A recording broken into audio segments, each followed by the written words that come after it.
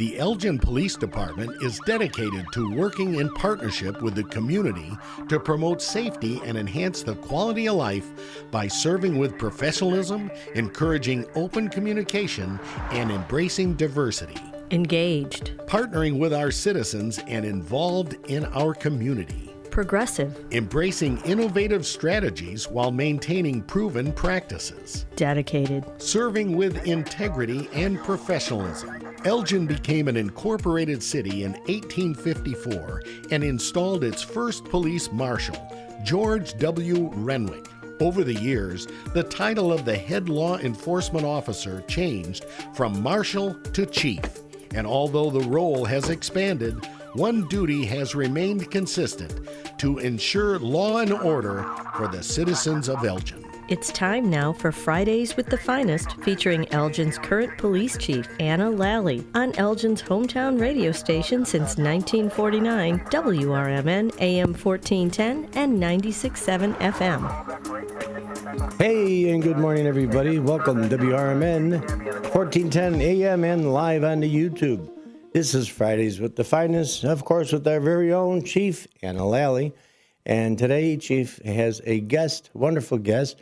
Her name is Erin Murphy. I'm going to let the Chief do her introduction, but we're really graced to have her in this studio here. Once you hear a little bit about her, you're going to agree with me. So, Chief, give us a little bit of what's up. Yes, good morning, everybody. Normally, sometimes I come by myself, and that just depends, like, what the topic is. And a lot of times, though, I like to bring people from the police department on, and it's two reasons. One, it's so people see the great men and women in that department and the things that they do and their stories. And second, it's so that people get to know them as well. We are here for a very, not an infinite amount of time, right? We're here for a very short period of time. And as we move on and as people go on to new things, there's always people that are waiting to come up. So it's important to me that everybody gets to know the people that make that department work, and the great men and women that I get the pleasure of seeing every day and talking to every day. So today, I really want to dedicate the time, because a half hour goes by quick. But Erin, as you said, Erin Murphy, she's one of our dispatchers. She's a trainer. She's a senior dispatcher. She's an amazing woman all around. And I want, she has a story that she wants to tell, and I'm going to let her tell her story. But I also, before she does, I want to make sure that, one of the things eventually today, as we kind of get through her story, we will be unveiling a new police squad wrap today. And it's in honor of Erin and the work that she's doing, and everything that comes from her and this, this wrap. And I want to, say this very quickly, too. So a lot of times when we do wraps on our police vehicles, people will say, why are you doing that? Why not this? And who's paying it for? And all this stuff. So every single one of our police vehicles, the wrappings are donations, except for our recruiting vehicle, because that's the police department and our military one.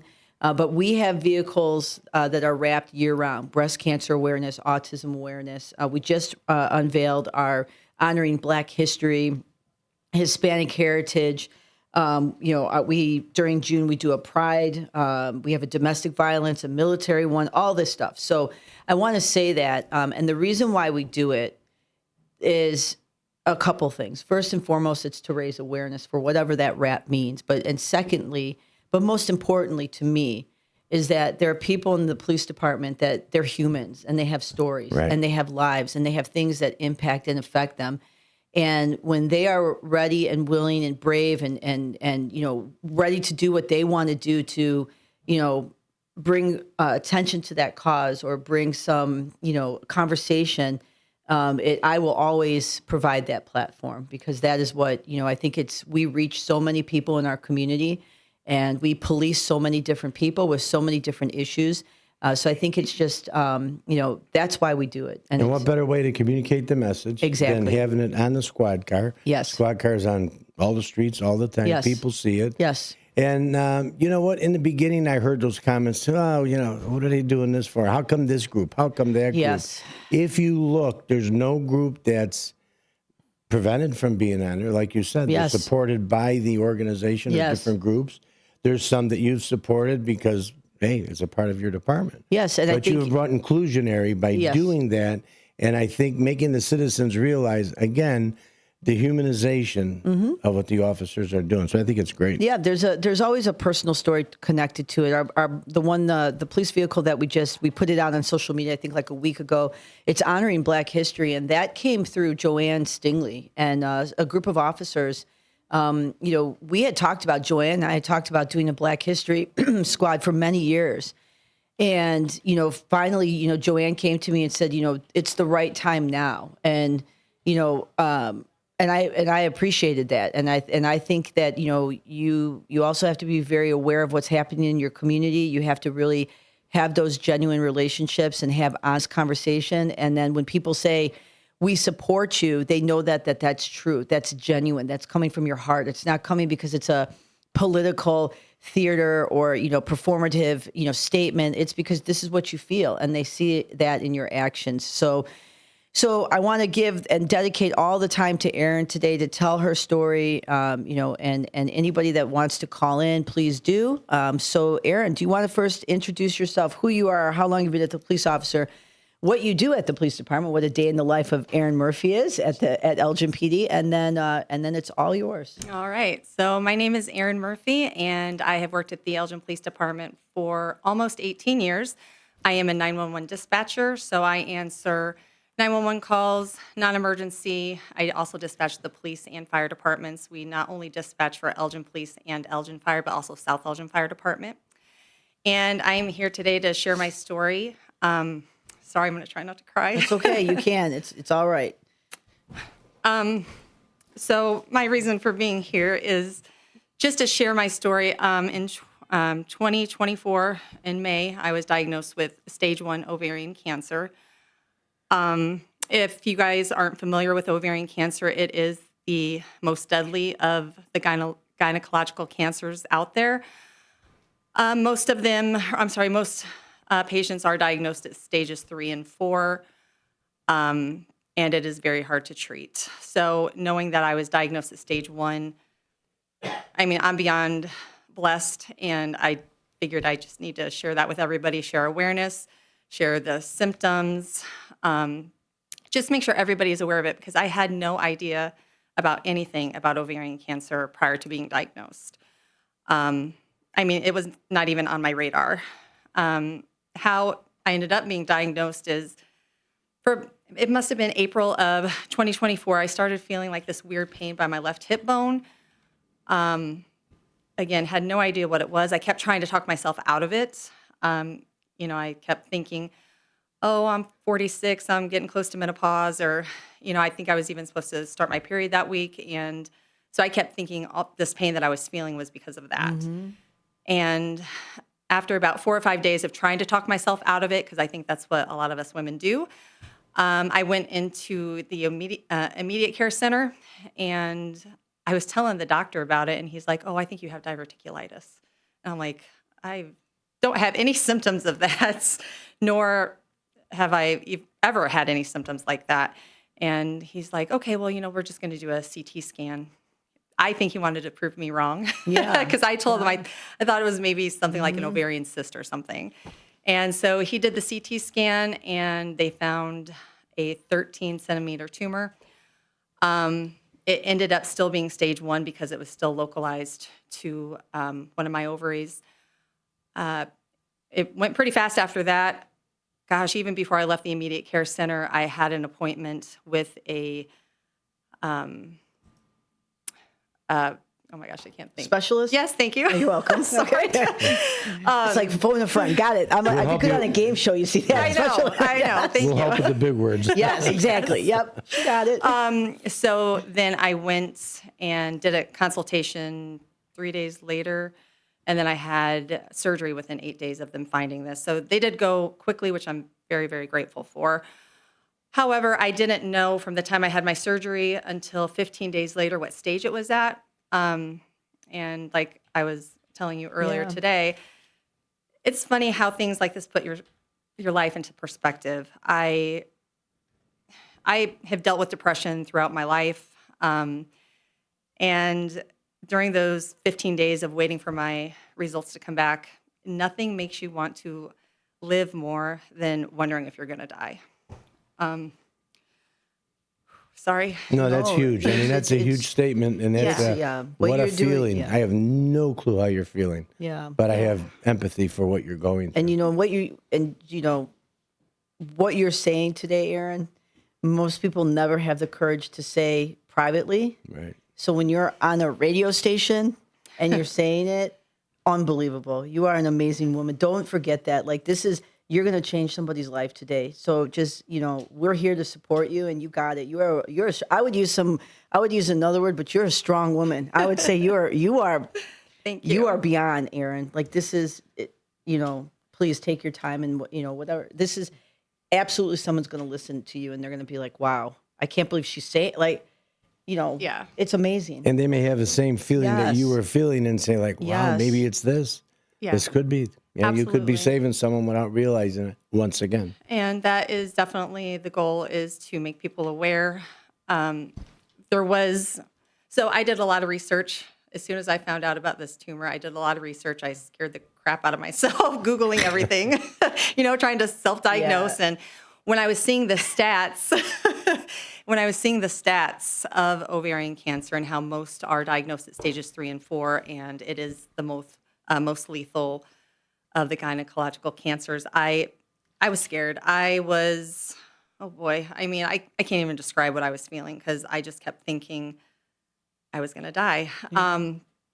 Luckily, when the doctor told me it was stage 1, I had to have them repeat it 3 times.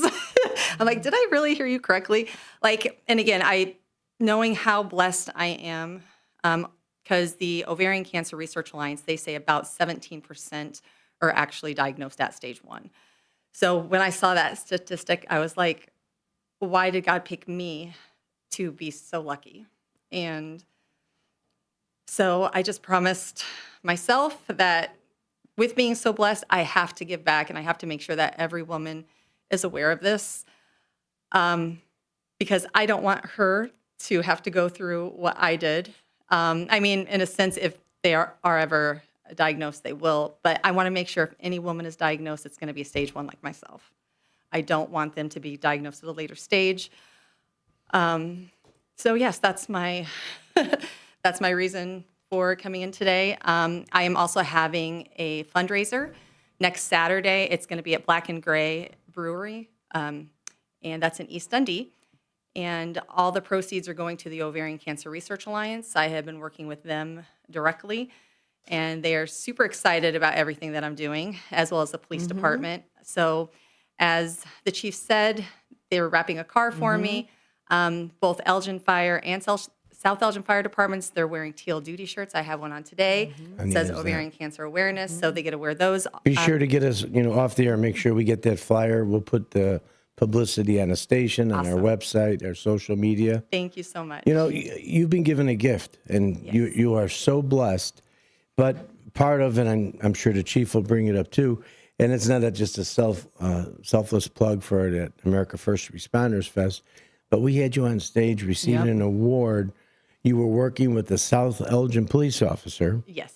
and because of your quick actions, because you are that EMD, and that stands for what? Emergency Medical Dispatcher. Yep. Okay. So because you were so swift and caught on what was happening, you not only kept the individual calm, which is, of course, your job, Right. but still, to be able to do it, kept him calm, talked him through the start of the CPR and what was going on, and then the officer that got on the scene with you took over from there. Yes. So, sometimes what do they call it? Karma, good things go to good things, or good people, and you're definitely a good person. And, you're getting rewarded, probably for other good deeds that you've done. Excuse me. But that's one that I certainly know of, and I can imagine the amount of other calls that you've had at the dispatch center. Yeah. Because my career started before, law enforcement and the fire department was dispatch. Oh, really? Yeah, it was, NORCOM is what it is Okay, now. yeah. Me and 2 other young kids at 16 years old, Oh, boy. as fire cadets, built a communications center. That's awesome. So I have a total understanding and respect for what you do, and you've elevated it even more. And I think people need to realize what the dispatchers are about. I never got it to stay on the phone. Look, just send the police. Okay, well, where are you? What does it matter? I told you where the accident. you know, it's important that the people know what you're asking. You're asking for a reason. Exactly. You know, and sometimes they don't get it. No, they don't. A lot of people think that giving the address and what's going on is good enough, or even just the address, and then they want to hang up.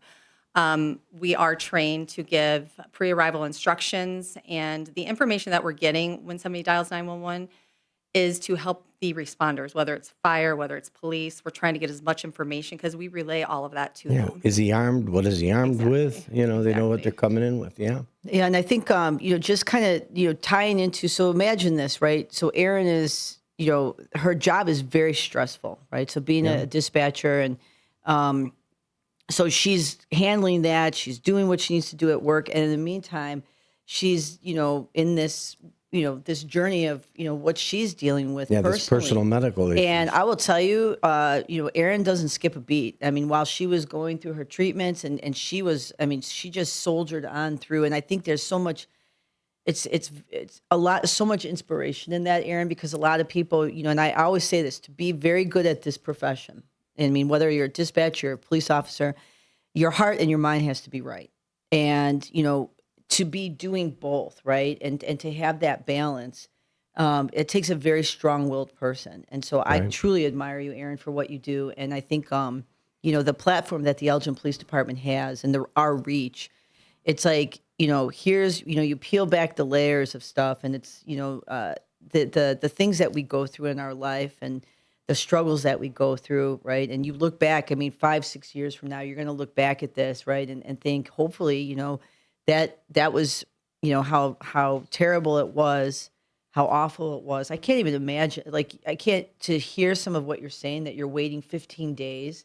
I can't even imagine what that would feel like, you know, and not to understand the gravity and magnitude of what you're saying. And I think for people to hear that and then to appreciate, you know, not everything is that big of a deal, right? This is a big deal. These are the things Huge. in life. These are the things. And then it's also the advocacy now that you're going to be able to do, and the reach that you're now going to have. And the, you know, a woman might reach out and say, I'm about to go to the doctor. Can you go with me? Because I have no one, or I'm afraid, right? And what did you do in those 15 days? What was that like? You know, and I think the more that we are willing and be brave enough to share our stories, I think, you know, there's so much power in that. And I think people sometimes lose sight of that, right? It's for you to just say what you said, like, people won't even say that in private, and you're literally advertising it to Yeah, the whole world. you're open. Yeah. And it is unbelievable. And it's going to be amazing, the things that you're going to be able to do from everything. And, you know, wrapping a police car, you know, she asked, you know, said, hey, can we do this? I said, like, yeah, it's a no brainer. Of course. What else do you need? Right. Like, I think that's in honor of her and the work that she does. And obviously she's, minus the fact that she's a great dispatcher and she does a great job. And that's like the work part of it. Right. It's the human side of things. Right. And to be able to support you any way that we can. And today when we post, we're going to take a picture of the vehicle with Erin, and Yeah, we're because I gonna, was searching it and I didn't yep, see and it. we haven't revealed it just yet. So Erin's going to be the first one to be able to take the picture. We're going to post it out, and then we'll also put the link to being able to purchase shirts. Yes. And if you want to talk a little bit about that. Yes. So I designed an ovarian cancer awareness shirt along with the Elgin Police, Elgin Fire, and South Elgin Fire Departments. Again, they're all who I dispatch for. Luckily, everybody was on board. And again, when I asked, there was no hesitation for any of the three chiefs, which I very much appreciate. And so on the front is a teal ribbon with the 3 patches for the Elgin Police, Elgin Fire, and South Elgin Fire. And then on the back Great. is a flag, and it says ovarian cancer awareness. Yes, so and $10 of every shirt is going to the Ovarian Cancer Research Alliance towards my fundraiser. And I hope y'all buy one. And I think that's, you know, when people buy shirts, right? You see people walking around with shirts all the time. And so when you wear that shirt, it's like, that's the conversation opener, right? Yeah. Like, Yep. well, how come you did you Where'd you get the go shirt through from? it? What do you got? Yeah, or what's that the outfit? story there? Yeah. And then that opens the door to the education. Then that opens the door to people feeling supported. I mean, it is, you know, in our community, people go through a lot of different things, you know, and that was always been my thing. It's, you know, we are a police department. Yes, I know. We handle crime, we answer calls, we do all this traditional stuff.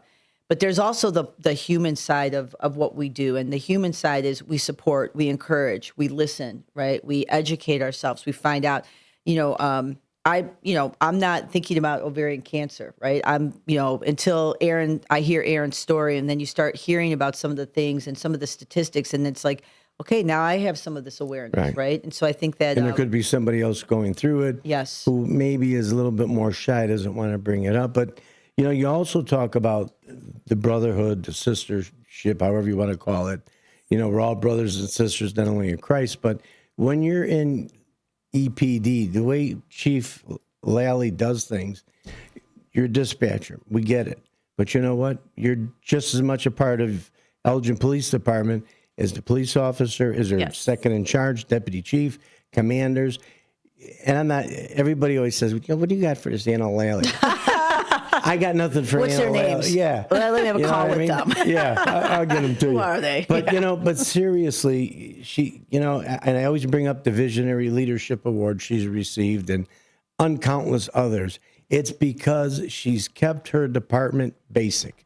We talked about the Sir Robert Peel being in the community policing, doing this awareness by putting that wrap on the car. How much more in touch can you be with people? Right. Whether you reach 1, 2, or as long as you reach one, that's one more than what you've reached.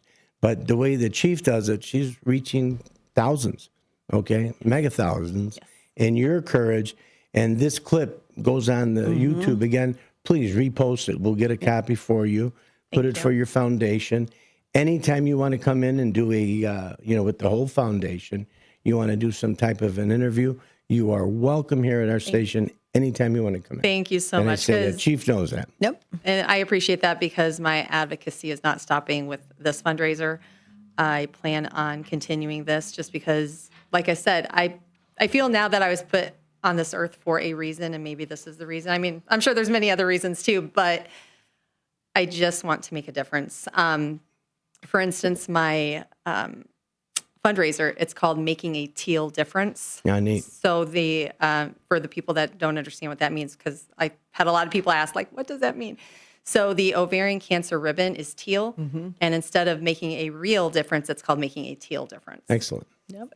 And I think the platform that the radio show offers. So thank you, WRMN. Obviously, I'm here every We're here Friday. all the time and, for you, Chief. it just depends what the topic is. Sometimes I have to talk about very serious things. Sometimes it's really it's not pleasant. Sometimes it's great. Sometimes it's. But I think the most important thing is that we have the ability to do so much good with our positions, with our department, and so you do good with it, right? There's no reason to. To me, it's a no-brainer. It's like, what do they want? I mean, and that to me is like, because the reach is far beyond. Erin is doing this for no other reason, but she wants to help someone.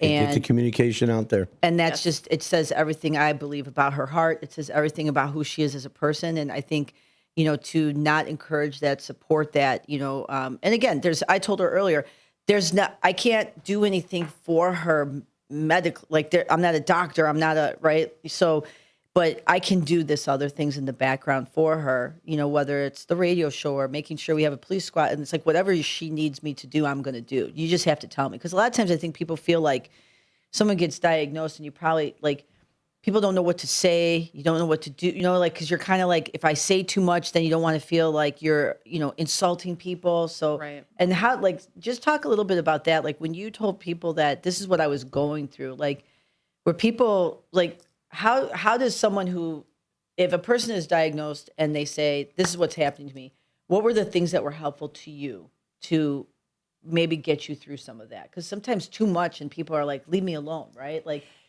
Yeah, and it's like everybody that I told, which, I mean, if people asked, I told them, of course, my super close friends, family, my boss, it's like those people I told. But for the most part, I didn't really, go around. And I had a lot of people later on saying, oh my gosh, I had no idea. They're like, you should have told me. And it's like, well, it's not something you advertise, Yeah. But Yes. I mean, I do appreciate that they would have wanted to know. Yeah. But again, people just were so supportive. Gosh, even my group of dispatchers, they last September for Ovarian Cancer Awareness Month, they all got Team Erin shirts, which made me cry that morning too. It's the support that I felt throughout the police department as well as the fire department. it's beyond measure.